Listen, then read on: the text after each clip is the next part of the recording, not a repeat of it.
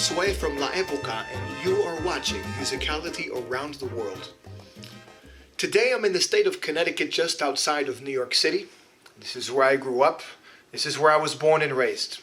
It's been many years since I've been back here, and coming back here, it really brings me back to my childhood. It brings me back to my beginnings. And since we're talking about beginnings, today we're talking about mambo. Have you ever asked yourself, who created the mambo? What are the beginnings of mambo? Have you ever done research on learning about the history of mambo? If you are a dancer and you say that you love mambo, how much about it do you know? Have you done research on it? I encourage self-education. I think it's very important. And if this is your first step, then it's my pleasure to take this journey with you. Today, I'm going to help you with that research, and I'm also going to introduce to you someone very special and someone very important when it comes to the beginnings of mambo. Let's go take a look. Take a look at the artist names on these albums. Okay? Benny Moré, Pérez Prado, Arsenio Rodriguez, Antonio Arcaño, and Israel Cachao Lopez. Any idea what all of them have in common? Take a good look. Any idea what all of these musicians, these artists, these masters have in common? Go online and type in this question. Who created the mambo?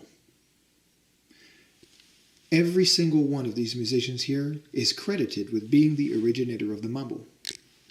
Many people believe that it was Benny Moré. Many more people believe that it was Pérez Prado because he titled himself as the king of the mambo. Many contemporary, modern musicians and dancers from Cuba believe that Cachao and Antonio Arcaño created the mambo together, or that Cachao created the mambo with his brother Orestes. Quite interestingly enough, let's look at the back of this album with Arsenio. Of course, again, we have listed here the names of the rhythms next to the songs: bolero son, son montuno, son, danzón. But take a look at this paragraph right here. It says, Arsenio was one of the geniuses of folkloric music. It was he who created the son montuno and what is today called the mambo.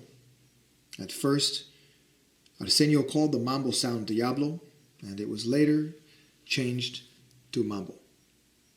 Do you know who was interviewed for this? Israel Cachao Lopez and Lázaro Prieto. Now, Lázaro Prieto was a bassist. Israel Cachao Lopez was also a bassist. Now, here's a question for you. Why would Cachao give an interview talking about Arsenio being the originator of the mambo, and yet musicians and dancers today, who are far disconnected, still think that Cachao originated the mambo? Question B. Why would Arcaño allow himself to be on an album where it clearly states that Arsenio was the originator of the mambo, and yet musicians and dancers today still think that Antonio Arcaño and Cachao originated the mambo together? Does that make sense to you? Again, Cachao, Arsenio Rodriguez, Antonio Arcaño, Pérez Prado, and Benny Moré are all names that come up in internet searches about who created the mambo. But all you really need to do is do your research. I think it's very important that when you're doing research that you try to get to the original sources. And again, when we're talking about fusions, do you really respect the traditions and the roots, or do you just listen to a copy of a copy of a copy of an original, and you base your fusion on that copy of a copy of a copy? As I mentioned before, I've got the perfect person for you today. Allow me to introduce a very special man in my life. He's my father. He's one of the last living legends of the Palladium era and a pioneer in his own right in mambo, the mambo rhythm. Alfonso Panamá. Papá, querido papá. Well, could you talk a little bit about mambo?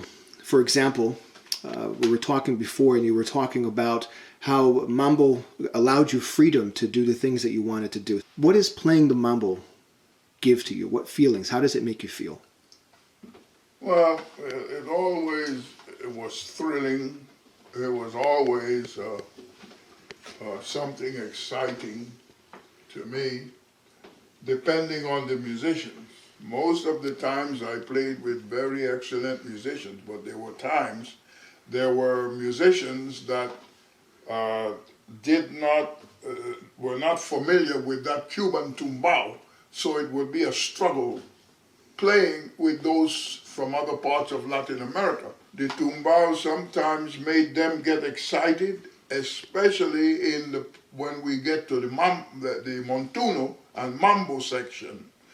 And so they would get excited, I would get excited, and you could feel what you were doing. I felt what I was doing, I felt what the conga was doing, I felt what the bongo was doing, and the timbales, as well as the pianist.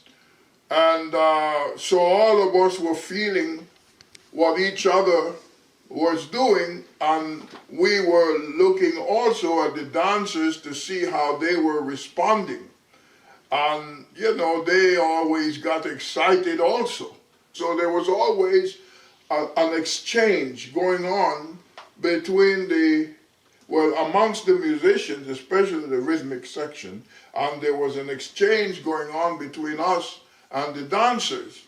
So it was something that they responded to us, we responded to them. You could feel something going on, they could feel something going on, and so it would be very thrilling.